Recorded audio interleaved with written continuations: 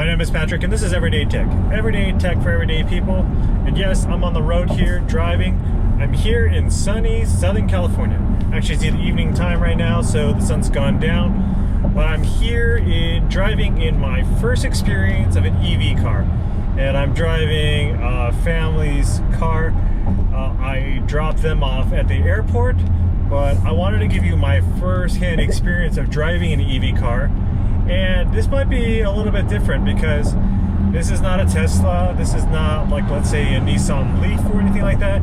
This is an Audi E-Tron SUV car and EV car. And I just drove them to the airport, and now I'm driving back by myself, so now I'm filming. But let me just say that this experience for this car, at least for this particular model, the E-Tron here, it just feels like a normal car actually. I haven't really done any of the throttle yet, but yeah, it just feels like a normal car. So the thing I like about this Audi here is they didn't go over the top as far as gadgets are concerned or electronics. So on the Tesla, you have this giant screen right in the middle. Here you have a big console in the middle here, but it's just like kind of like my RAV4 with just a little bit wider screen. And then all the electronics up here in front are just kind of normal as well. So yeah, so this car gets a range about a little bit over, almost about 250 miles. So it's not a super long range, but for the situation that the people who own this car, it's perfect for them. They got chargers at work. They don't even have a charger at home, and they're not necessarily taking this on a long journey all the time. So I'm at 169 miles left on this car. I will go through my experience of charging this car later. I'll have to do this. We're going to be using this car the whole weekend. California prices are skyrocketed right now. So anyway, overall, this car feels very luxurious. It feels like an Audi. And I've driven Audis in the past, or I've been in Audis in the past, not driven too many. But it's a very luxurious car. I'm here in California. People tend to drive a little bit faster. I had to be careful. I was going about 80, 85, and it felt like I was going, it didn't feel like it. It was very smooth. So that just has to do with the build of the car itself. But of course, being an electric car, the throttle is really like instant. I'm able to just pass people when I need to. And so there is definitely no lag as far as this car is concerned. So anyway, this has been my first experience of driving this car. I'm going to just take you through my experience just kind of through the whole week of how this car does. I'll go through my first charging. I'm going to go to an Electrify America station by a Walmart near where I'm staying. So anyway, everything is great in this car. And yeah, I'll stop here. I'm losing my light, and I'll do some more filming later on. All right. So it's been about 2 days since I've started driving this car. I'll drive it for another day or two before the family gets back. Now I'm about to go and charge this up. It's at 41% right now, but you know, we're doing some traveling tomorrow. We may not have time to do any charging tomorrow. And my wife has a little bit of range anxiety as far as that's concerned. I don't. I know how much we're gonna drive tomorrow. The range is still at 96 miles, but we're gonna charge it up a little bit. My family, the people who own this car, they don't actually have a charger at home yet, but they're able to charge it at work. Okay, so I'm charging the car right now. We are at Electrify America charging station. This charging station actually does 350 kilowatts, which is a very fast charge. I was at 41% when I got here. Now if we look, I don't know if you can see that, it says 48%. It says 12 minutes to get to 80%, and that's what we're going to set it at, because that's what you should be doing as far as regular driving is concerned. You really only do it to 100% when you are going on a long trip and you need to get some extended range.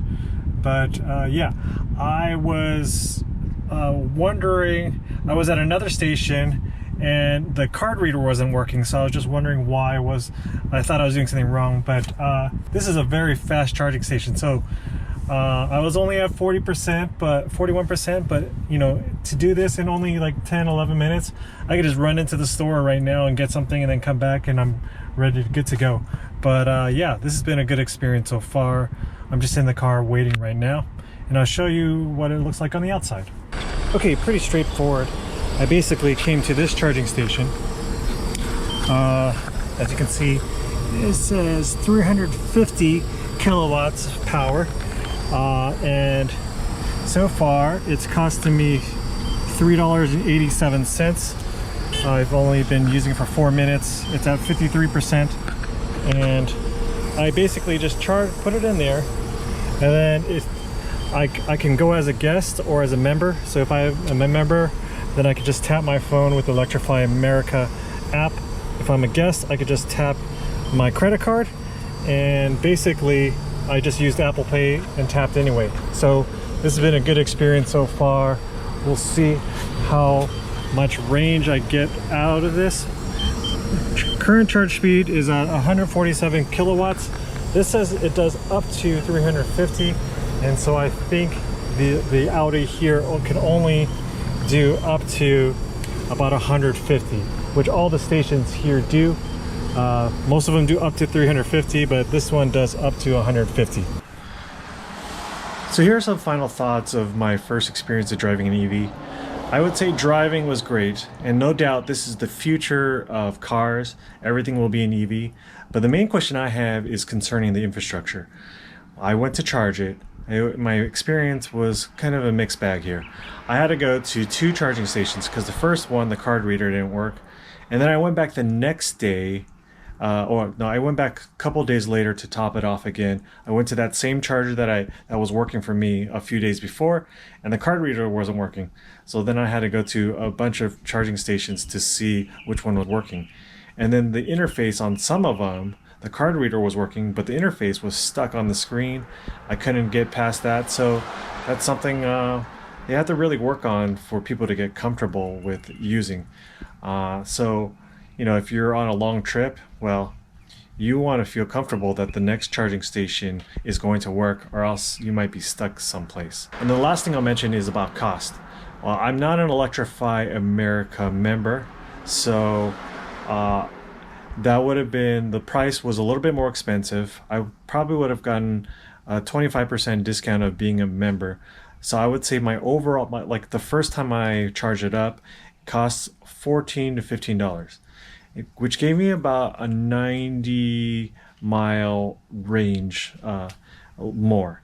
Now with the cost of gas in California, that's about the equivalent of driving a Prius.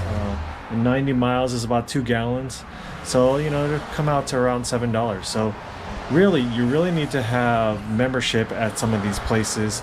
And of course, the cost is a lot lower once you have a charging station at home, or if in the case of some people, you have some free charging or low-cost charging even at the place of work that you're at. So this is one thing that you have to consider as far as these long trips are concerned. You're not going to save that much more money as far as gas price compared to electric prices, but if you do have the charger at home, then this is a great cost savings for you. I hope you enjoyed this video. This has kind of been like a raw vlog about my experience of driving an EV.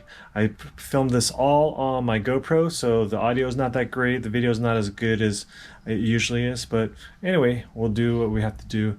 I'm here in California for another couple weeks, but if you enjoyed this video, give it a like and consider subscribing. Until the next one, see ya.